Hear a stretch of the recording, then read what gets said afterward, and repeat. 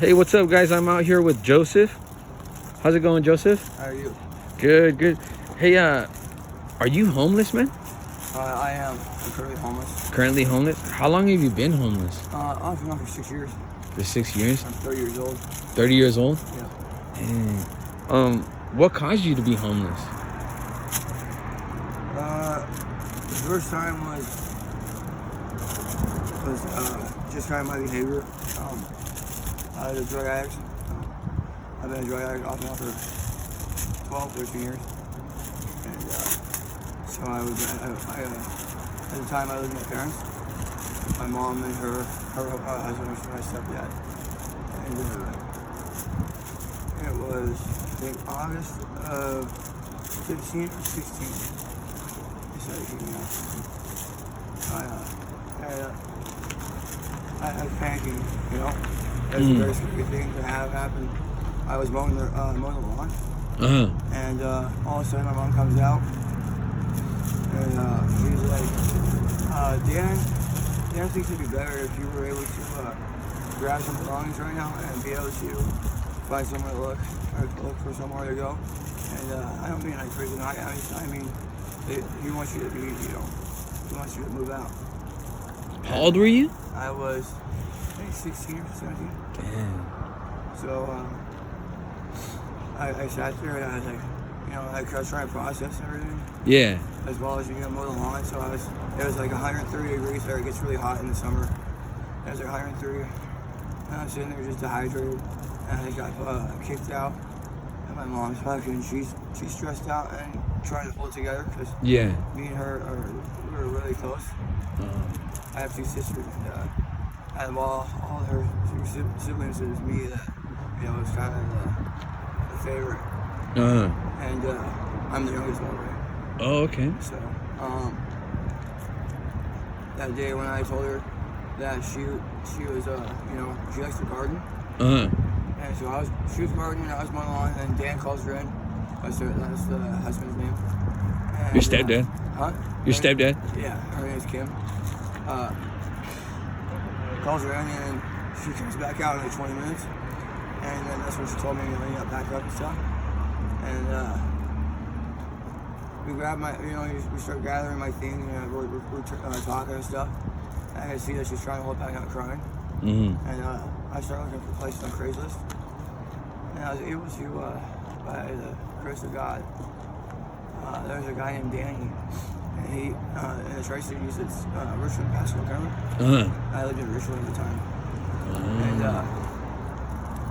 my limit that they gave me was $375. And I was, at the time, I freaked out. I was like, I'm talking about $375 for rent. Oh, okay. I was freaking out because she made it seem like I was going to be homeless on the streets. Well, they paid for me to get into a house at Craigslist. And I had a bad feeling about it already, So I got in there, and I lasted literally three days, and something happened where he just decided that him and his dad were gonna flip it and sell it. So he was able to give out $375 to me and my stepdad and my mom. And my stepdad was just kind of pissed because he figures if you don't do it right the first time, it's just. It's a waste, and don't go back and do it again.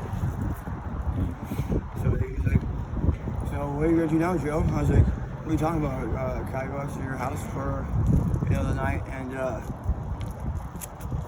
research it a little bit more and decide if I could get into another house or something? Yeah. And he's like, no, your shot's on. You don't get another shot. I was like, so I don't get to have $375 for rent? No, dude. Oh, he said, no, Joe. I told you your shot is fucking burned. You should have looked at a better house. You should have known where you're going. You should have known a little bit more information about the guy. And if he told you that they were looking at different options instead of having a rental, that's your goddamn fault. And after I heard that, he yelled at me. He was yelling pretty loud, and it was just me and him. Who was yelling at you? Dan, his stepdad. Oh, your stepdad. That's the one that gave me the $375. And the one that, He was the one that said that you need to get off your ass and all that. Yeah. So he's always kind of like that with me. His relationship was kind of, you know, he always thought I was kind of a deadbeat because I was an addict, which I currently am now. I still off and on. Mm-hmm. I just got off of being clean for five months. So but I relapsed, you know, just as soon as I got back here. I was in the Tri-Cities for a while and I came back. So you're from Yakima? No, I'm from Tri-Cities. Oh, I was born okay. in Spokane. Oh, okay. But, what drugs are you on? Fentanyl and methamphetamine. The fentanyl? Yeah. Yeah, I actually named my YouTube channel The New Blues. Yeah. Because of the epidemic going on with the. Alright, how's it going? Huh. I didn't know that interview, bro.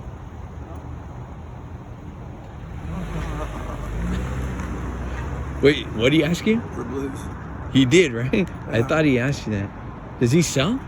Oh, no, he's asking me for Oh, he's asking you for yeah, blues. I usually I'm a middleman, so. Oh, I feel you, man. That's how I maintain my habit. Yeah. Yeah, I heard it. Like he's just gotten huge. How much did the pill sell for you? I don't want to get into it, bro. Oh no, it's all good, man. It's all good. Under $10. Over $10? Under $10. Under $10? Yeah. Oh, okay. But, gotta finish up my little story. Yeah, for sure. I'm sorry about that, brother.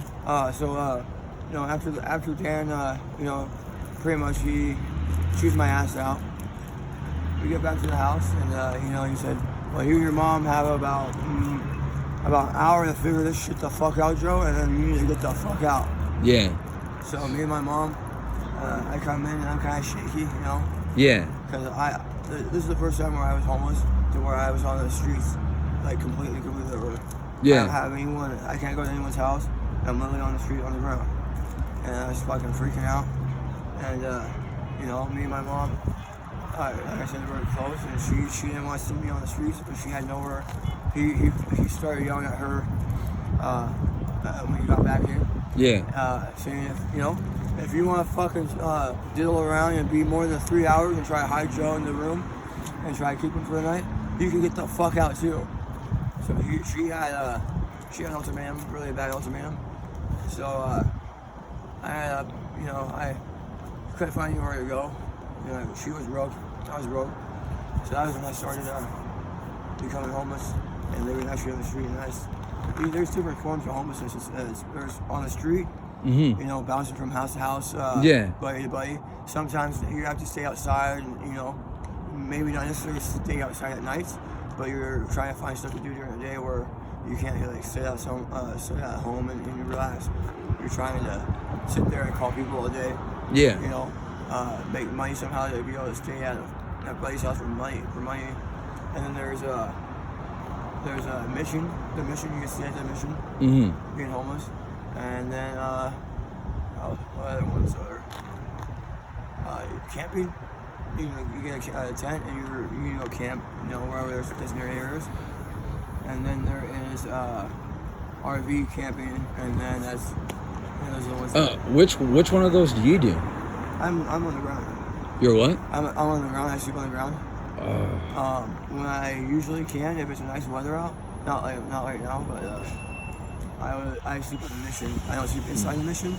There's a concrete slab that's kind of above, you know, up above the ground level. Yeah. So it's still concrete, but you know, it's nice to be off the ground. There's a couple of other men and women that sleep there too, like that. Yeah. If one of your family members sees this video, Joseph, what message would you like to give to your family or friends? Homelessness is a big epidemic in our country, and you know, people. You know, there's mental illness, drug addiction.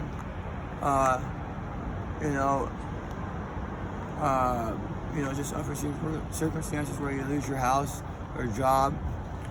You know, things just come out of nowhere and they hit you, and you end up finding yourself in a really bad spot. Mm-hmm. Homelessness is one of the scariest things to happen to someone. You know, it's not your security and your peace of mind, and you know, that feeling of, you know, I can go home and relax, watch TV, you know, there's food in the kitchen and all that, so I can, you know, I'm not going hungry, and I can take a shower whenever I want. Right. That goes away, and just the sheer fact of people look at you a little bit different when you look like you're homeless, or you say you're homeless. There's a stigma attached to, you know, homeless people. Yes, there's a lot of addiction in homeless people, but that doesn't define the homelessness, you know. Mm-hmm. There's a lot of mental health issues, and you know that kind of goes hand in hand with drugs. I'm not you know, giving drug addicts a pass, but they a lot of them do it. I do it because, you know, I've been doing it for 10 years. I wasn't homeless when I started, and it's just kind of a routine for me. But it helps me being homeless, be able to, you know, look myself in the mirror and know, you know, I'm a good person. So I try to be a really good person. I don't go out and steal from people. I used to steal from stores, but now I found a way to, you know, maintain my habit where I middleman or I panhandle. I mean, panhandling it's I don't know if it's illegal or not, but I've been making, you know, getting by barely on that. I have a food card, which gets me by, but I don't like people being, you know, judged as pieces of shit and deadbeats. I used to be one of those people who are like, go get a fucking job. Well, it's not necessarily that simple. When you get to the point when you're homeless, you don't have an ID, you don't have your social security card, because a lot of people that are homeless, they get robbed. People walk up to you and you're sleeping, they'll take your whole backpack, and if they take your whole backpack and you have an ID and stuff in there, all your information is gone. And the first time I moved in here, I got my backpack robbed 7 times in 1 year, or just half a year. And in Tri-Cities, I've never had that happen. I was homeless for 2 years or 3 years before I even got here. So, you know, also, compared to Tri-Cities, there's no shower, there's no public showers here. So I've gone like 15 days without a shower. And I've been using the wipes and stuff. I try to be as hygienic as possible. It's just not a water shower. I use all these. How do you keep your hands warm, man? You look like your hands are really red. I have hand warmers and a bunch of those gloves. But yeah, it's freezing out here. It's like 20 degrees. Yeah, I stayed up all night last night because I was unable to sleep because it got that cold. And there was the day before that when it was actually snowing, I wasn't able to sleep because it was snowing, so it got wet. And I tried sleeping and I woke up, you know, soaking wet. And I was like, fuck this, I'm gonna, you know, go walk around and try to stay warm that way. If any of my viewers would like to give you like a donations, do you have a phone number or email? I have email. What is it? joey.elliott.je@gmail.com. Okay. And lastly, would you be okay with me posting this on my YouTube channel? Oh, absolutely. Sweet. Thank you. Yeah. Just if you see a homeless person, not necessarily, you don't have to give money. You know, gloves, hand warmers, you know, lightly used clothes and stuff, you know, goes a long way. For sure. So I just want to say, you know, I'm not a bad person, and I find myself in a predicament that I'm not very happy of, but I'm kind of used to, which is a good thing, but not really a good thing. At the same time, I don't want to be complacent, and I just want to let everyone know that I plan on being better myself in the future. It's just one step at a time, and a little bit more of a challenge to get off of being in a hole of homelessness. Thank you. Thank you.